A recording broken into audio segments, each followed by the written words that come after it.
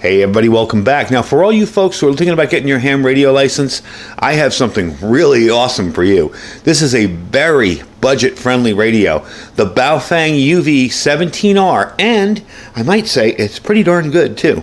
Let's check it out.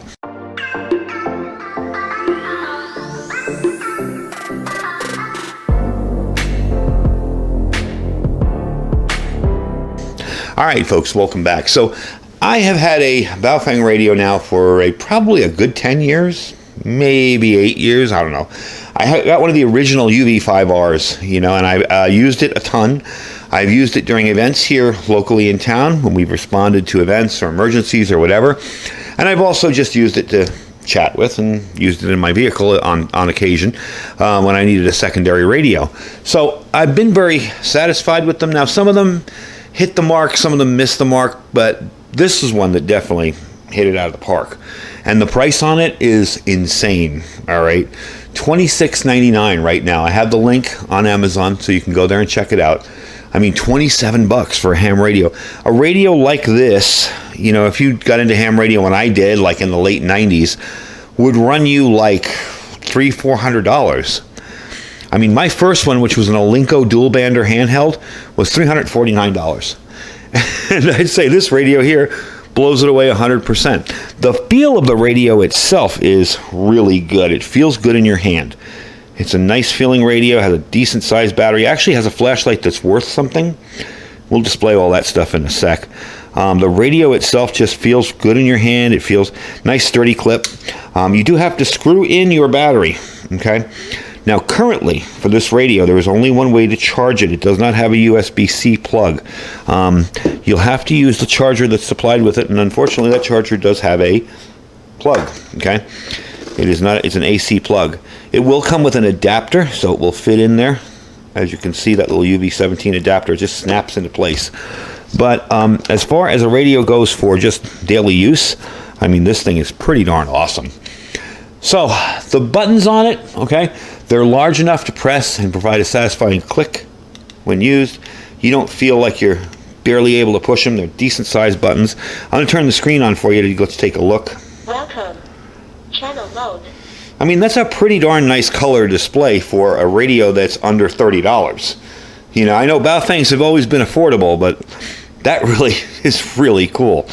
The performance of it so far, I've actually been very impressed with it. It has really been able to do what I wanted it to do. It has a 1.77 TFT color screen, so that makes it easy to see what's going on, especially with somebody with older eyes. If you have older eyes and your vision isn't as good as it used to be, you're not sitting there, squinting, trying to figure out what's going on. You get out of the menu there.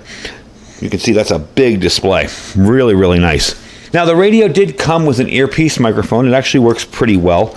I was thinking about testing it out on my e-bike, but I've tested it out, and it does seem to work very well. Again, it's a typical mount there, so anything you have that will mount that will, the old Kenwood mounts. And there's your button for transmit. I didn't do that. That did itself.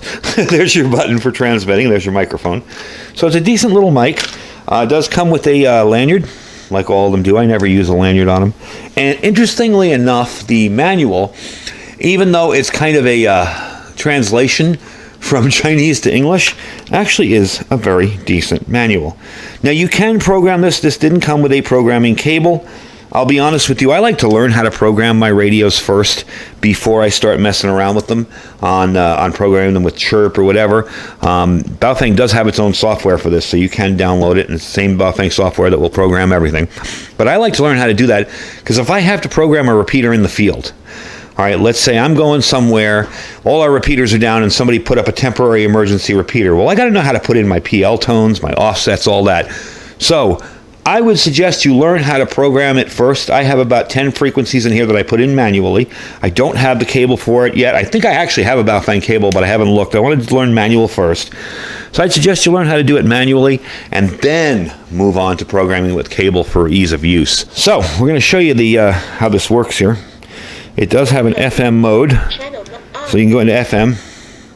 Religious mania, but it was also drugs. I got her linked. No, I did have to put this on a talk station on FM.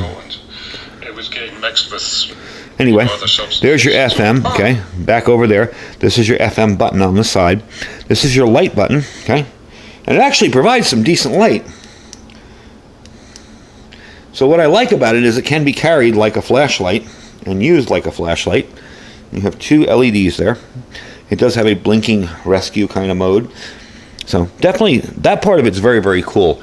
I like that. Now this is advertised as covering the 2 meter and 70 centimeter amateur bands.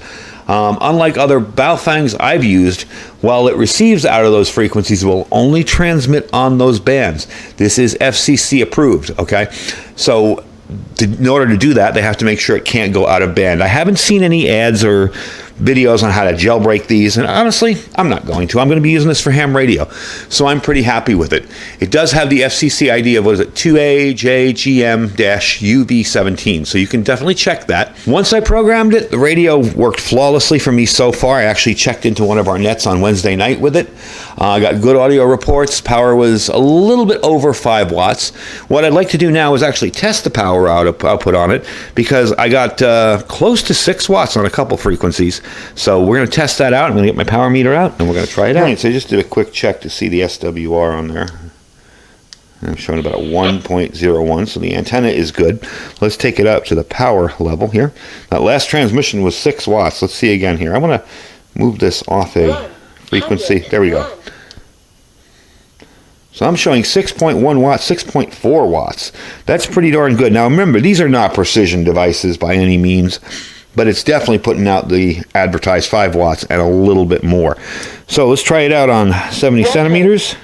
Let me take it down to this way. Okay, this is one of our local repeaters here. And 4.8. Not bad. So definitely an improved radio. I am really impressed with it. It does look like at one point this had a GPS in it. I think it is the little less expensive brother of the one with the GPS in it, because you can see there's a GPS marking on top there. I'm actually going to unscrew this so you can see that. But of course there's no GPS in the radio itself. So let's unscrew that and take a look. See? So it looks like at one point there was a GPS, so this is the same body that had the GPS in it. So I'm definitely impressed with the radio so far. Now it does have an 1800 milliamp hour battery, 999 channels, so you got tons of storage, 104 CDCSS tones, 50 CTCS tones, as well as do-watch capability, which I did have it on, and it does perform very well on that. If one frequency is active, it will play it while listening to the other one. So you do have a neat feature on this, which is called wireless frequency copy. So if you have another one of these nearby, you can set this up. I'm going to see if I can find it in the menu. Frequency menu. So I found it here in the memory channels. You can transmit your memory to another radio. That's kind of neat too. Being able to program it very easily. If your friend has the same radio and you want to hook them up with all your local frequencies, you just go in there and transmit them over, and it will do it wirelessly from one radio to the other with the same configurations and settings as that radio. So you can custom and edit the DTMF settings here by pressing the number key. So you can add all that stuff in if you have a DTMF tone that you use for, say, a local repeater, a phone patch, anything like that. Phone patches aren't as common as they were many years ago, but they actually were pretty cool when there was no cell phones. You could just dial up your home from the radio and use your DTMF tones to make your phone call. So it is kind of a neat little system. I really like the radio. Now what I'd like to do is give it a basic range test. Now I'm going to go about 1.5 miles away, down by where my friend's radio station is, where we do our radio shows, and I'm going to try this out. I'm going to be using my Baofeng over here. Let me grab it. This is the 9R Plus, and I'm just going to do a range test on Simplex. We're going to take one of our local Simplex channels, and I'm going to drive down there. So I'm going to leave the camera running and bring you back. We're going to drive down there, and we're going to see what it sounds like about 1.5 miles away. So let's get that set up. All right, so I'm going to be getting in my vehicle and driving away. I'm just going to edit it quickly so you don't have to wait 5 minutes for me to get there. But what we're going to do is just put this here and let it sit, and I do believe I have it on. Menu. Oops, we don't want the menu. 145,500. So I'm just going to ID and let you see what it sounds like. Got a nice volume on it, and we'll just test it out real quick here. Okay, so you can hear it. So I'm going to head out, and we are going to see how this sounds. See you in a few minutes. This is W6UTC testing the BAOFENG radio. W6UTC. Just want to see how clear it sounds. I am walking outside of my vehicle at the moment, so we're going to try it out and see how it sounds. Okay, back in the vehicle, walking back to the vehicle, I'm sorry, and we're trying it out, seeing how it sounds. W6UTC, I will be clear. All right, so I always hate those kind of things because I always wonder, I left it on the wrong frequency. Am I on the right frequency? I'll have to drive back here and do it again. But it was perfect. Sounded really good. I always check them to make sure that the sound quality was decent. And in that case, even with a very directional microphone that picks me up from the side here, very, very good. Very nice, clear sound. I really like the radio. I'm going to walk you through the menus really quick because they're very simple to understand. One of the things I wanted to show you quickly is this thing here. Now, if you want to change from channel mode to frequency mode, you're just going to push and hold the green button down here. Now, hold here. Frequency mode. I had it low, but as you can see. Now, if I want to switch it back, push and hold. Channel mode. So that's what I have programmed in there, plus the frequency I put in there. So definitely a cool little thing. If you want to get into the menus, you're just going to hit that once. This will show you the firmware. Stopwatch. It actually has a stopwatch in it. If you turn it on, it will turn into a stopwatch. It's kind of cool. Your power on password. If you want that, you can reset everything. Voice priority is off on this one. Your power on message, you can choose voltage or logo.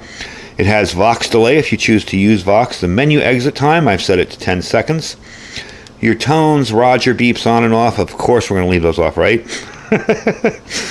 And you've got your STE on or off, your AL mode, your delete. You can delete channels, you can memory channel send them. Offset, I have it set for the 440 I programmed last. Your shift directions, your auto lock can be on or off. Busy channel lockout, your MDF, your frequencies. So the B frequency is the name or the frequency. And the A frequency is on frequency. If you don't have a name in there, it will just show the frequency no matter what you put in there. Push to talk, ID is off. So these are some of the things. Now, one of the nice things about this, the nice things about it, is it will scan for DCS, CTCS, and your tones. So you can scan, and you can sit there and scan for whatever you want to do as far as your digital tones and your regular tones. Now, I have it set up here, but it will scan. So for a $27 radio that's going to scan through and get you your tones when you're listening to a repeater, definitely a cool little thing. You saw the wide and narrow thing there. Your transmit power is low or high, your steps, and your squelch level. So we're back to the firmware again. If you want to exit, you just click out of that and exit. Whoops, sorry. Get out of there. I want to turn off the light. I had the light on the bottom. So definitely a nice little radio for 27 bucks. You can't beat that. You can use any of your traditional kind of dual plug microphones or headphones with it. For 27 bucks, you really can't beat that. It is an awesome little radio. It's about 9 inches by 4 inches by 4 inches. 1.2 pounds total. Your frequency range where you can transmit and receive is 144 through 148 on 2 meters, 420 through 450 on 440. Your FM is going to be 78 through 108 megahertz. Weather band will work on 161.65 through 163.275. Again, your power, they say, is 5 watts and 2 watts. We found it to be a little bit more than that, which, hey, I'm never going to complain about that. 999 memory channels. Your DC operating voltage is 7.4 volts. So definitely a nice little radio. I have it set up here with all its little components. It's very bare bones basic radio, but for a dual band radio that you want to get started with the ham radio, definitely a cool little thing. Anyway, folks, I hope you guys enjoyed it. The link for this will be down below in the description. Hope you guys enjoyed the video. I want to move you up here so you can see the antenna. And of course, you can always replace the antenna as well if you're interested in getting a little more range out of a better antenna. But this seemed to work very well. The SWR was right on the money, 1.01 on it. So can't complain. So like I said, the link for this will be down below. It is in my Amazon store as well. If you're interested in checking out our Amazon store, please feel free to do so. If you don't see anything in there you like, just click the link, shop as you normally would. You can even bookmark the link. Every time you shop on Amazon, helps us out. Doesn't cost you a thing. We do appreciate when you do that. Our freeze-dried wholesaler link, you will save 15% by using that link. Okay, that link will save you 15% on your entire order. When you get to checkout, you will see Iridium 242 15% discount. If you order a lot of stuff, that adds up quite quickly. I've had people email me and say they've saved $400 and $500 off their orders from doing that. Below that is our My Patriot Supply link. That's preparewithiridium.com, preparewithiridium.com. Lots of cool stuff this month. A 3-month kit for $200 off. A lot of other stuff on the site, so do check them out. And our Thrive Life freeze-dried food store. Anyway, folks, I thank you for joining me today. I hope you have an awesome Sunday. Stay safe and stay prepared.